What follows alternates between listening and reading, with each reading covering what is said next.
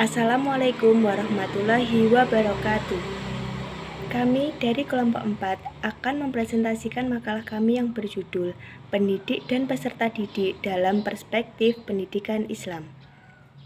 Untuk yang pertama, saya, Desi Puspitaningrum, dengan NIM 201200043 akan menjelaskan tentang pendidik dalam perspektif pendidikan Islam. 1. Pengertian pendidik dalam perspektif pendidikan Islam. Pendidik atau guru adalah sebagai suatu sosok individu yang berada di depan kelas dalam pengertian yang terbatas. Secara etimologi, dalam konteks pendidikan Islam, pendidik disebut dengan ustadz, mu'alim, murabi, mursyid, dan mudaris. Kelima kata itu mempunyai makna yang berbeda sesuai dengan konteks kalimat, walaupun dalam situasi tertentu mempunyai kesamaan makna. Di antaranya, A. Ustadz. Ustadz adalah orang yang berkomitmen dengan profesionalitas, yang melekat pada dirinya sikap dedikatif, komitmen terhadap mutu proses dan hasil kerja, serta sikap continuous improvement atau berkelanjutan. B. Mu'alim. Mu'alim adalah orang yang menguasai ilmu dalam, mampu mengembangkannya serta menjelaskan fungsinya dalam kehidupan, menjelaskan dimensi teoritis praktisnya, sekaligus melakukan transfer ilmu pengetahuan, internalisasi, serta implementasi amalia. C. Murabi. Murabi adalah orang yang mendidik dan menyiapkan peserta didik agar mampu berkreasi serta mampu mengatur dan memelihara hasil kreasinya untuk tidak menimbulkan malapetaka bagi dirinya, masyarakat, dan alam sekitarnya. D. Mursyid. Mursyid adalah orang yang mampu menjadi modal atau sentral identifikasi diri atau menjadi pusat panutan, teladan, dan konsultan bagi peserta didik. E. Mudaris. Mudaris adalah orang yang mampu menyiapkan peserta didik untuk bertanggung jawab dalam membangun peradaban yang berkualitas di masa depan. Secara umum, pendidik adalah orang yang memiliki tanggung jawab untuk mendidik, sementara secara khusus, pendidik dalam perspektif pendidikan Islam adalah orang yang bertanggung jawab terhadap perkembangan peserta didik dengan mengupayakan perkembangan seluruh potensi peserta didik, baik potensi afektif, kognitif, maupun psikomotorik, sesuai dengan nilai-nilai ajaran agama Islam. Islam mengajarkan bahwa pendidik pertama dan yang utama paling bertanggung jawab terhadap perkembangan jasmani dan rohani peserta didik adalah kedua orang tua. Islam memerintahkan kedua orang tua untuk mendidik diri dan keluarganya, terutama anak-anaknya, agar mereka terhindar dari azab yang pedih.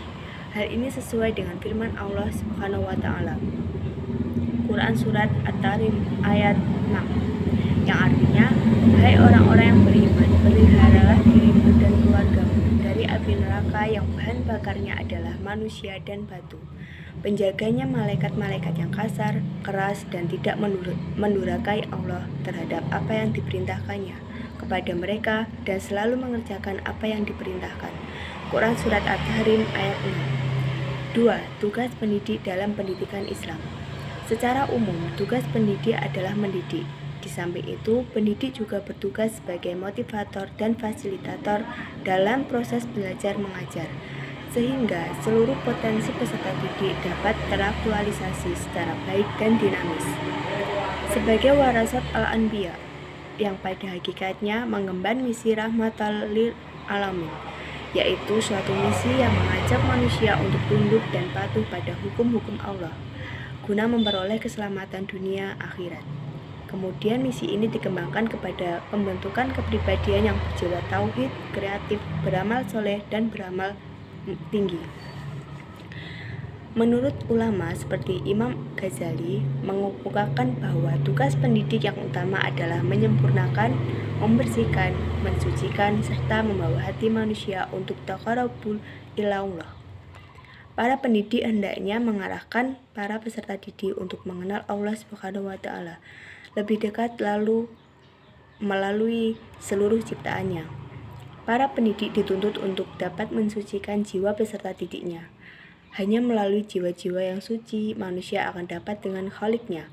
Berdasarkan konsep tersebut, An-Nahlawi menyimpulkan bahwa selain bertugas mengalihkan berbagai pengetahuan dan keterampilan kepada peserta didik, tugas utama yang harus dilakukan pendidik adalah taksiyat an-nafs, yaitu mengembangkan, membersihkan, mengangkat jiwa peserta didik kepada kholiknya, menjauhkannya dari kejahatan dan menjaganya agar tetap kepada fitrahnya. Secara khusus, tugas pendidik dalam Islam adalah a. Sebagai pengajar atau instruksional yang bertugas merencanakan program pengajaran dan melaksanakan program yang telah disusun, serta penilaian setelah program itu dilaksanakan. B. Sebagai pendidik edukator yang mengarahkan peserta didik pada tingkat kedewasaan yang berkepribadian Islam seiring dengan tujuan Allah menciptakan manusia.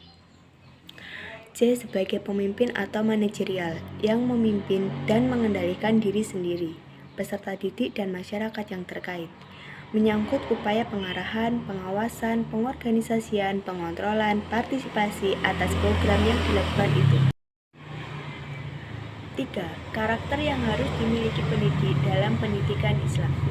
Sifat-sifat atau karakter yang melekat pada seorang pendidik setidaknya ada 6, yaitu sebagai berikut. A. Zuhud, tidak mengutamakan materi dan mengajar karena mencari keridhaan Allah semata. B. Kebersihan guru, menjaga kebersihan diri baik luar fisik maupun batin atau emosi dan pikiran. C. Ikhlas dan jujur dalam pekerjaan. D. Pemaaf. E. Harus mengetahui tabiat atau karakter peserta didik. Dan F. Harus menguasai mata pelajaran atau profesional. 4. Hak dan kewajiban pendidik dalam pendidikan Islam. A. Hak pendidik. Karena pendidik adalah merupakan profesi, tentu mereka berhak untuk mendapatkan kesejahteraan dalam kehidupan ekonomi, berupa gaji atau hama. Hak akad ijarah atau sewa tenaga yang dilakukan pendidik pada lembaga pendidikan atau pada negara. B. Kewajiban pendidik. Menurut Imam Ghazali, beberapa kewajiban pendidik yang harus diperhatikan yaitu 1. Harus menaruh rasa kasih sayang terhadap peserta didik, memperlakukan mereka seperti perlakuan anak kita sendiri. Oleh karena itu, seorang pendidik harus melayani peserta didik seperti melayani anaknya sendiri. 2. Tidak mengharapkan balasan jasa ataupun ucapan terima kasih, tetapi bermaksud mengajar itu mencari keridhaan Allah dan mendekatkan diri kepadanya. 3. Memberikan nasihat kepada peserta didik pada tiap kesempatan, bahkan gunakan setiap kesempatan untuk menasihatinya. 4. Mencegah peserta didik dari segala sesuatu akhlak yang tidak baik dengan jalan sindiran jika mungkin dan jangan dengan cara terus terang, dengan cara halus dan jangan dengan jalan mencela. Al-Ghazali menganjurkan penjagaan itu dengan isyarat dan sindiran, jangan dengan terus terang sekiranya terjadi pada peserta didik. Itu sesuatu yang merupakan akhlak yang kurang baik. 5. Supaya diperhatikan tingkat akal, pikiran anak-anak dan berbicara dengan mereka menurut kadar akalnya dan jangan disampaikan sesuatu yang melebihi tingkat daya tangkapnya, agar ia tidak lari dari pelajaran. Ringkasnya, bicara dengan bahasa mereka. Ini adalah prinsip terbaik yang kini tengah dipakai. 6. Jangan ditimbulkan rasa benci pada diri peserta didik mengenai suatu cabang ilmu tersebut, tetapi sebaiknya dibukakan jalan bagi mereka untuk belajar cabang ilmu tersebut. Artinya, peserta didik jangan terlalu fanatik terhadap jurusan pelajarannya saja. Yang 7, sebaiknya kepada peserta didik yang masih di bawah umur diberikan pelajaran yang jelas dan pantas buat dia dan tidak perlu disebutkan kepadanya akan rahasia-rahasia yang terkandung dari sesuatu itu, hingga tidak menjadi dingin kemampuan dan gelisah pikirannya. 8. Pendidik harus mengamalkan ilmunya dan jangan berlain kata dengan perbuatannya. Sekian penjelasan dari saya, terima kasih. Assalamualaikum warahmatullahi wabarakatuh. Saya Deni Sulistiawati dengan NIM 201200042. Di sini saya akan menjelaskan mengenai peserta didik. Jadi, pengertian peserta didik dalam perspektif Islam jika bersandar pada konsep pendidikan sepanjang masa atau seumur hidup, Maka dalam arti luas yang disebut dengan peserta didik adalah siapa saja yang berusaha untuk melibatkan diri sebagai peserta didik dalam kegiatan pendidikan, sehingga tumbuh dan berkembang potensinya, baik yang berstatus sebagai anak yang belum dewasa maupun orang yang sudah dewasa. Dalam bahasa Arab, setidaknya ada 3 istilah yang menunjukkan makna peserta didik, yaitu murid, at-tilmid, dan juga at-thalib. Murid berasal dari kata aroda yuridu irodatan muridan, yang berarti orang yang menginginkan. Pengertian ini menunjukkan bahwa seseorang atau peserta didik adalah orang yang menghendaki agar mendapatkan ilmu pengetahuan, keterampilan, pengalaman, dan kepribadian yang baik untuk bekal hidupnya, agar berbahagia di dunia dan akhirat dengan jalan belajar yang sungguh-sungguh. Sedangkan at-tilmid tidak memiliki akar kata dan berarti belajar. Kata ini digunakan untuk menunjuk kepada peserta didik yang belajar di madrasah. Dan yang terakhir yaitu at-thalib, yang mana berasal dari kata tolaba yatlubu tolaban tolibun, yang berarti orang yang mencari sesuatu. Hal ini menunjukkan bahwa peserta didik adalah orang yang mencari ilmu pengetahuan, pengalaman, dan keterampilan serta pembentukan kepribadiannya untuk bekal masa depannya agar bahagia di dunia maupun di akhirat. Dalam perspektif pendidikan Islam, peserta didik merupakan subjek dan juga objek. Oleh karena itu, proses kependidikan tidak akan terlaksana tanpa keterlibatan peserta didik di dalamnya. Ia adalah orang yang belajar untuk menemukan ilmu, karena dalam Islam diyakini ilmu hanya berasal dari Allah. Maka seorang pendidik harus, peserta didik harus berupaya untuk mendekatkan dirinya kepada Allah SWT dengan senantiasa mensucikan dirinya dan taat kepada perintahnya. Karakter yang dimiliki peserta didik itu perlu untuk diketahui, yaitu yang pertama, belum memiliki pribadi dewasa secara moral sehingga masih menjadi tanggung jawab pendidik atau guru dalam membimbingnya. Yang kedua, masih menyempurnakan aspek tertentu dari kedewasaannya sehingga masih menjadi tanggung jawab pendidik. Yang ketiga, memiliki sifat-sifat dasar manusia yang sedang berkembang secara terpadu, yaitu kebutuhan jasmani maupun rohaninya. Di sini, Roshidin dan juga Nizar juga berpendapat bahwa peserta didik atau anak didik memiliki karakteristik, yaitu pertama, peserta didik bukan merupakan miniatur orang dewasa, akan tetapi memiliki dunianya sendiri. Yang kedua, peserta didik adalah manusia yang memiliki diferensiasi atau perbedaan periodisasi perkembangan jawab pendidik. Yang ketiga, memiliki sifat-sifat dasar manusia yang sedang berkembang secara terpadu, yaitu kebutuhan jasmani maupun rohaninya.